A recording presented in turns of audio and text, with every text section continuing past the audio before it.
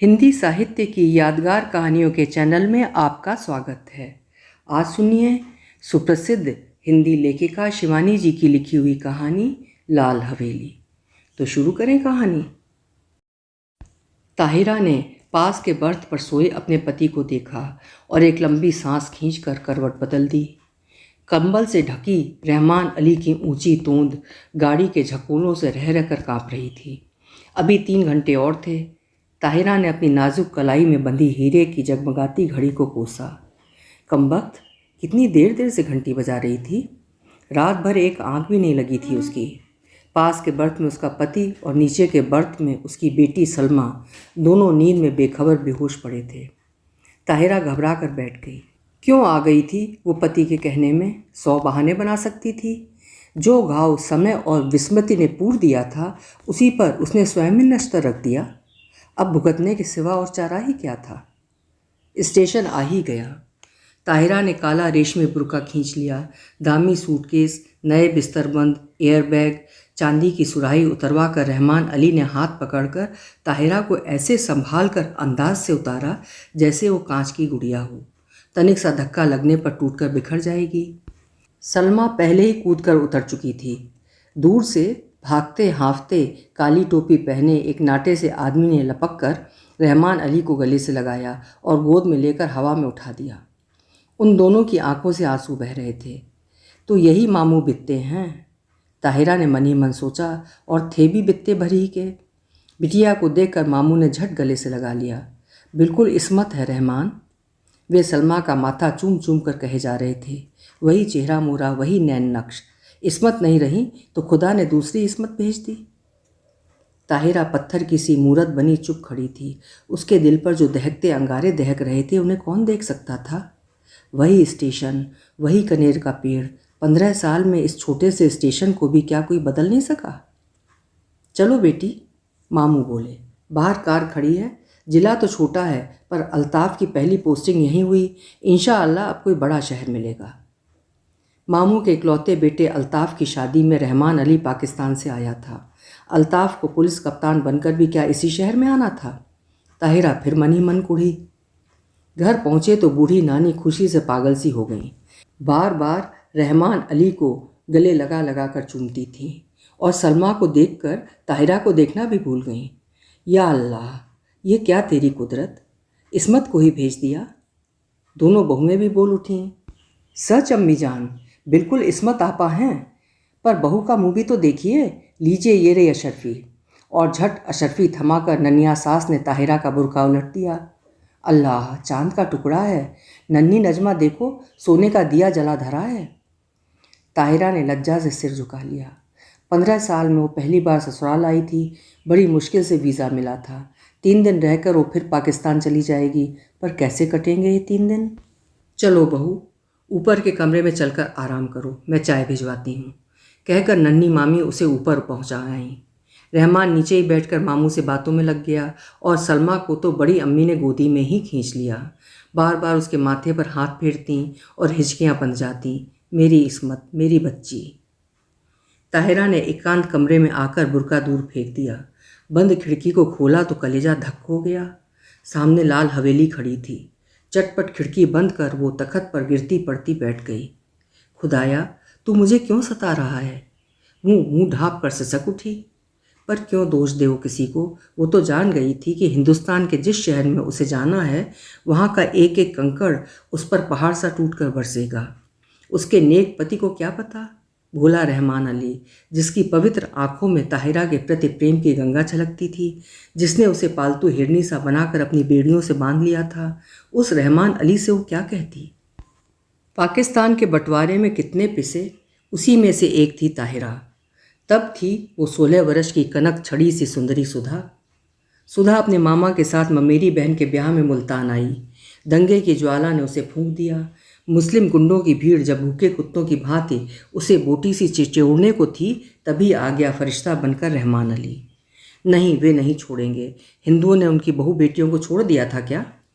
पर रहमान अली की आवाज़ की मीठी डोर ने उन्हें बांध लिया। सांवला दुबला पतला रहमान सहसा कठोर मेघ बनकर उस पर छा गया। सुधा बच गई पर ताहिरा बनकर। रहमान की जवान बीबी को भी दिल्ली में ऐसे ही पीस दिया था। वो जान बचाकर भाग आया था, बुझा और घायल दिल लेकर।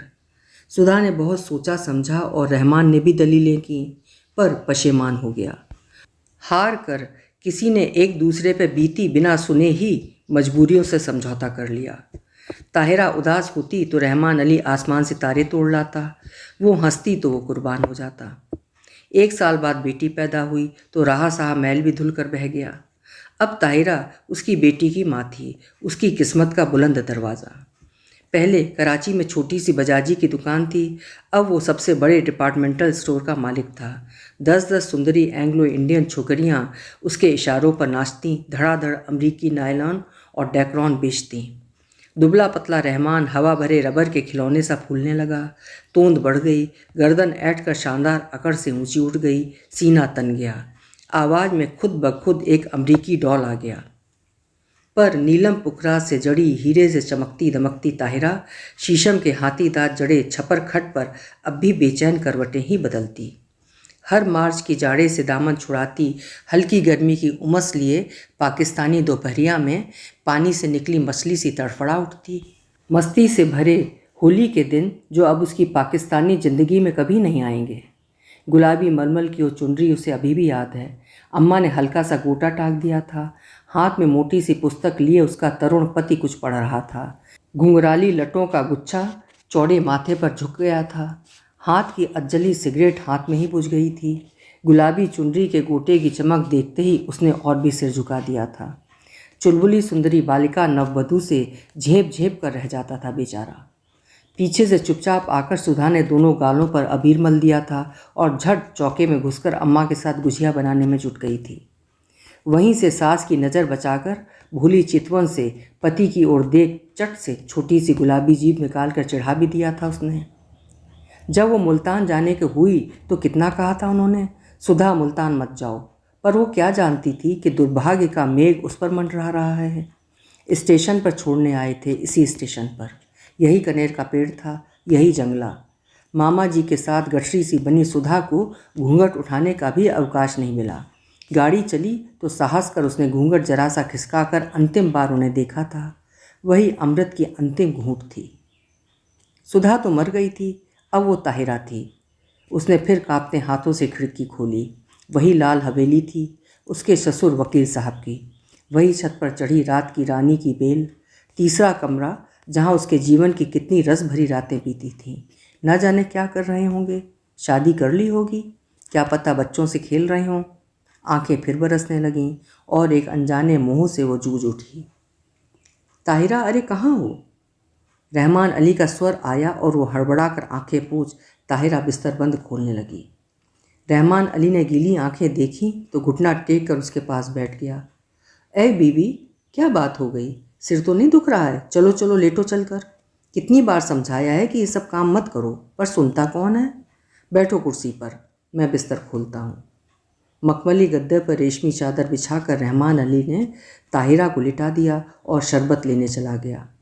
सलमा आकर सिर दबाने लगी। बड़ी अम्मी ने आकर कहा, नज़र लग गई है और क्या?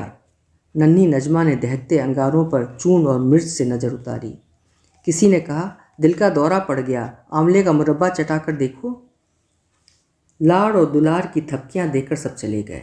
पास में लेटा रहमान अली खर्राटे भरने लगा तो दबे पैरों वो फिर खिड़की पर जा खड़ी हुई। बहुत दिन से प्यासे को जैसे ठंडे पानी की झील मिल गई थी। पानी पी पी कर भी प्यास नहीं बुझ रही थी। तीसरी मंजिल पर रोशनी जल रही थी। उस घर में रात का खाना देर से ही निपटता था, फिर खाने के बाद दूध पीने की भी तो उन्हें आदत थी। इतने साल गुजर गए, फिर भी उनकी एक एक आदत उससे दो के पहाड़ी की तरह जबानी याद थी। सुधा, सुधा कहाँ है तू? उसका हृदय उसे स्वयं धिक्कार उठा। तूने अपना गला क्यों नहीं घोंट दिया? तू मर क्यों नहीं गई कुएं में कूदकर? क्या पाकिस्तान के सब कुएं सूख गए थे? तूने धर्म छोड़ा पर संस्कार रह गए। प्रेम की धारा मोड़ ली पर बेड़ी नहीं कटी। हर तीज, होली, दिवाली तेरे कलीजे पर भाला भोंक कर निकल जाती है। हर ईद तुझे खुशियों से क्यों नहीं भर देती?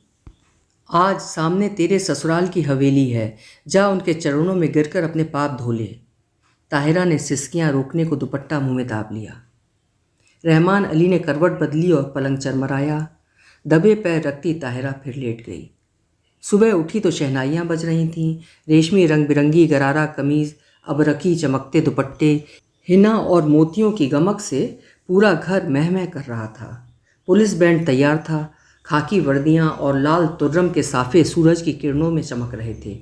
बारात में घर की सब औरतें भी जाएंगी।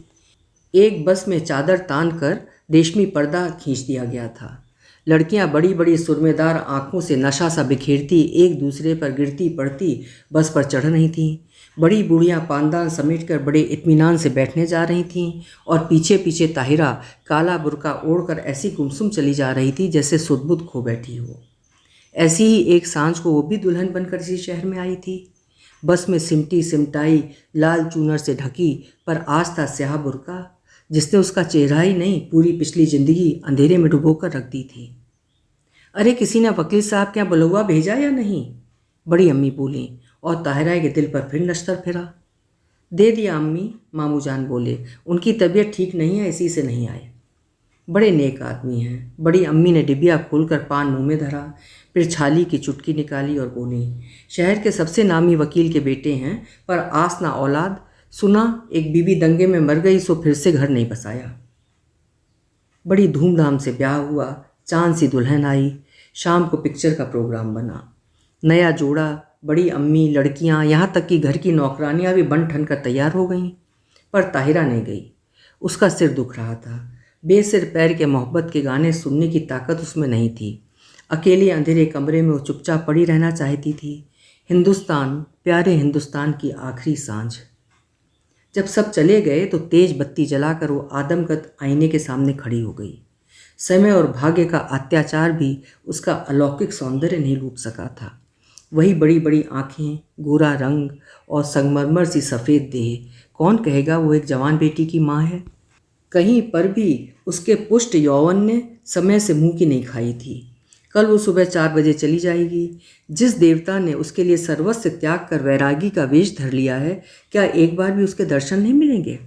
किसी शैतान नटखट बालक की भांति उसकी आंखें चमकने लगीं। झटपट बुर्का ओढ़ वो बाहर निकल आई।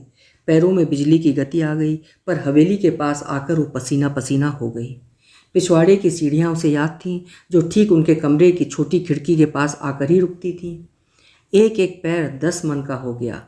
कलेजा फटफट कर मुंह को आ गया। पर अब वो ताहिरा नहीं थी। वो 16 वर्ष पूर्व की चंचल बालिका नववधू सुधा थी, जो सास की नज़र बचाकर तरुण पति के गालों पर अबीर मलने जा रही थी। मिलन के उन अमूल्य क्षणों में सैयद वंश के रहमान अली का अस्तित्व मिट गया था। आखिरी सीढ़ी आई। सांस रोककर आंखें मूंद वो मनाने लगी, हे बिल्वेश्वर महादेव, तुम्हारे चरणों में हीरे की अंगूठी चढ़ाऊंगी। एक बार उन्हें दिखा दो, पर वे मुझे न देखें। बहुत दिनों बाद भक्त ने भगवान का स्मरण किया था, कैसे न सुनते। आंसुओं से अंधी आंखों ने देवता को देख लिया। वही गंभीर मुद्रा, वही लट्ठे का एक बर्रा पायजामा और मलमल का कुर्ता। मेज पर अभाग्नि सुधा की तस्वीर थी, जो गौने पर बड़े भैया ने खींची थी। जी भर कर देख पगली और भाग जा, भाग ताहिरा भाग। उसके कानों में जैसे स्वयं भोलानाथ गरजे। सुधा फिर डूब गई। ताहिरा जगी। सब सिनेमा से लौटने को होंगे। अंतिम बार आंखों ही आंखों में देवता की चरण धूल लेकर वो लौटी और बिल्वेश्वर महादेव के निर्जन देवालय की ओर भागी। ना जाने कितनी मनौतियाँ मांगी थी इसी देहरी पर। सिर पटक कर वो लौट गई। आंचल पसार कर उसने आखिरी मनौती मांगी, हे भोलानाथ, उन्हें सुखी रखना, उनके पैरों में कांटा भी न गड़े। हीरे की अंगूठी उतार कर चढ़ा दी और भागती हाफती घर पहुंची।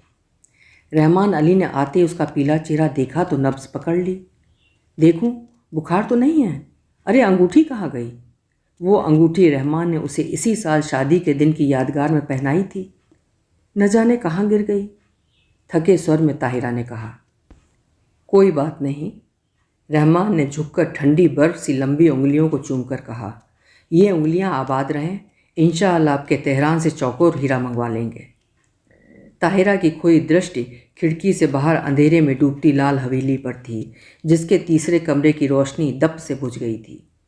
ताहिरा ने एक सर्द सांस खींचकर खिड़की बंद कर दी। लाल हवेली अंधेरे में गले तक डूब चुकी थी।